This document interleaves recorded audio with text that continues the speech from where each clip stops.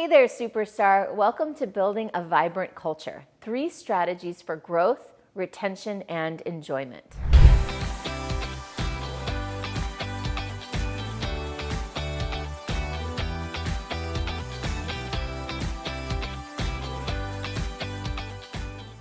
Having a group coaching program is a great way to leverage your time as a coach. I know that when I started it, I did it because I wanted to have more money. I wanted to have more freedom. I wanted to invest less of my time in order to create greater results. I also knew that there was a value in having a group that I could not deliver by myself. At the time, I was invested in a group of my own. I was participating in a group coaching program, and I was getting so much value out of it that I wanted to do the same thing for my clients. And one of the things that caught me by surprise, quite honestly, in those first few years was how difficult it was to retain clients.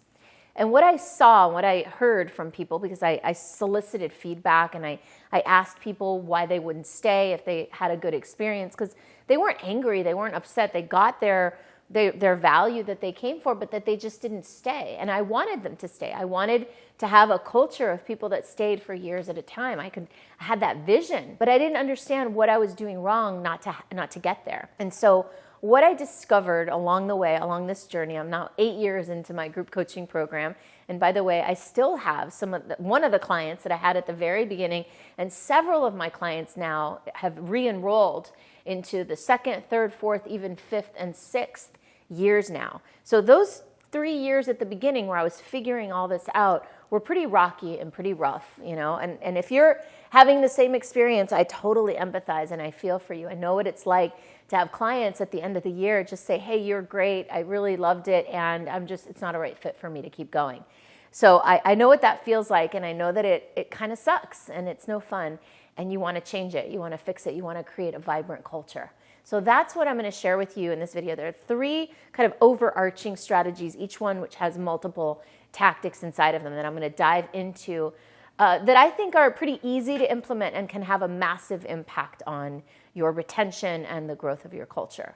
So now before I dive into those strategies, I do want to invite you to an opportunity right now to just imagine, what is it that you want? What is your vision?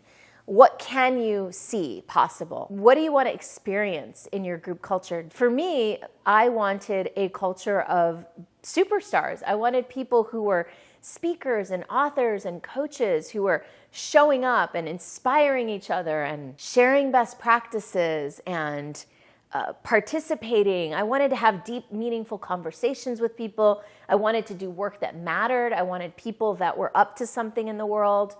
And when I looked at my culture at the time, that's not what I saw, partly because what I realized is that I wasn't enrolling the right people in the first place. So even though this video is not about enrollment, and I've done so many videos about enrollment, I do want to emphasize the importance of enrollment as really the precursor to this work. And when I was starting to focus on retention and longevity, I realized that I had a lot of breakdowns in my enrollment process that were feeding clients into the system that weren't necessarily a great fit for that vision that I had.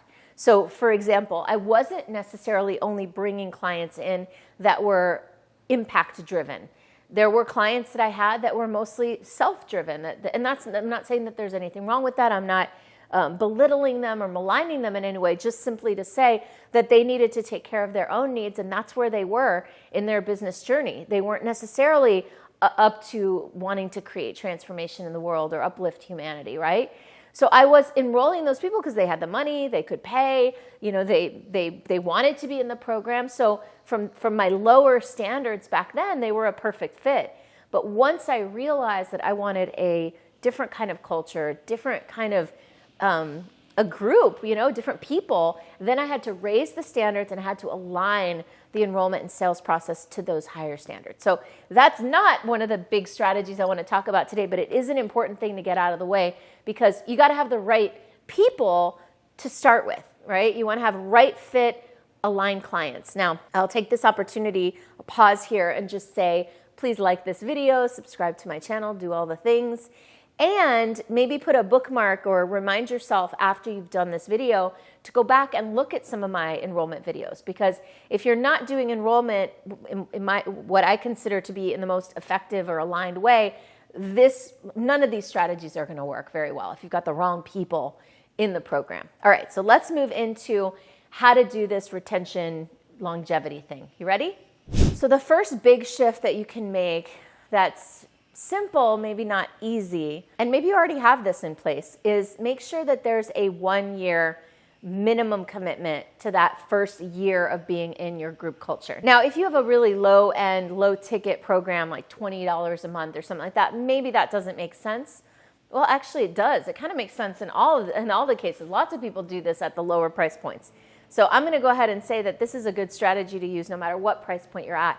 It really helps to foster commitment to the culture. One of the worst things that a culture can experience in terms of, keeping it cohesive, people come in, they connect, and then they fall away and leave. And so not only do I suggest having a 1-year commitment, I also suggest having a serious conversation with people about what that 1-year commitment looks like and what they're expected to do over the course of that year. And the corollary to this 1-year commitment is once you've got a vibrant culture, once things are more settled, I invite you to consider having a 2-year commitment after that first year.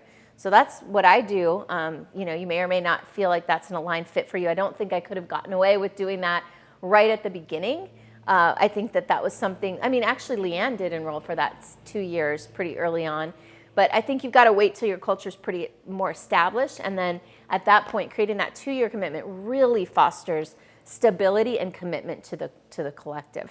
The second strategy is to be super intentional about the first 90 days that someone is in your program. The first 90 days sets the frame and the foundation for the entire experience. So here are some things that I suggest. Having a really beautiful welcome call where you welcome the person into the culture, you honor them and celebrate them and give them the opportunity to meet people. Perhaps send a welcome gift to commemorate the occasion of them joining. And I've recently started doing something what I call the welcome wagon, which is basically assigning a couple people in the culture. We have volunteers that volunteer for the welcome wagon, and then asking them to be a personal connection for that person, to reach out, to welcome them, to set up a call, and to let them know, hey, if you have any questions, reach out to me, let me know. One of the biggest things that people run up against when they join a community is any sort of issues that they've ever had with belonging. Most of us have had some issues with belonging, whether that's in our families, in our childhood, in school, or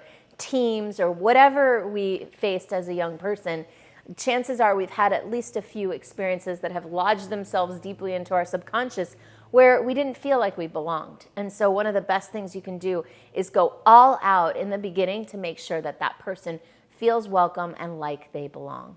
And then the third thing is to foster connection and community among the members. So for example, have some sort of membership directory in place where people can find each other and reach out to each other.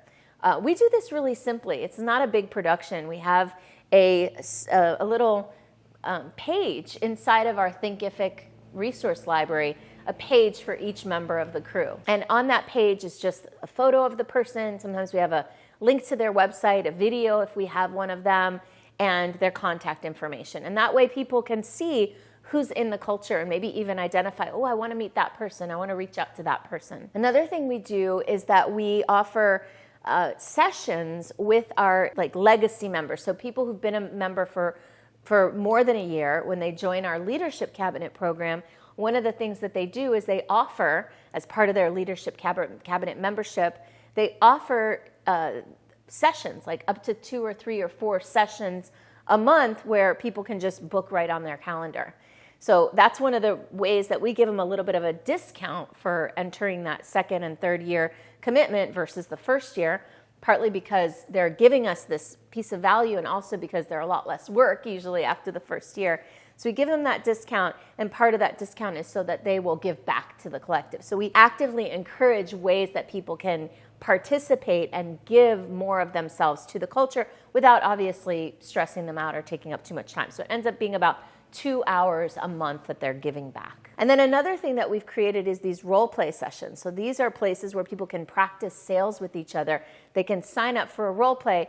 And not only does that help them develop more of their business skills, but also it helps them to connect with each other. Oh, and I almost forgot, one of the biggest things we do that foster culture and connection is create events. That's at the foundation of our business model. That's the business model that I teach. That's the business model that I use. It's the business model that I highly recommend and advocate, which is basically event-based. And the reason for that is that events foster connection. It creates the natural human tribe experience that feels like family, for better or for worse sometimes, of course. And so I invite you to bring events into your group coaching practice. I hope that this was helpful for you and gave you some ideas about how you could foster more longevity in your culture and your community. If you're looking for ways to build and grow and retain clients in your coaching practice, let's connect. You can find out more about me and how I work at superstaractivator.com/go.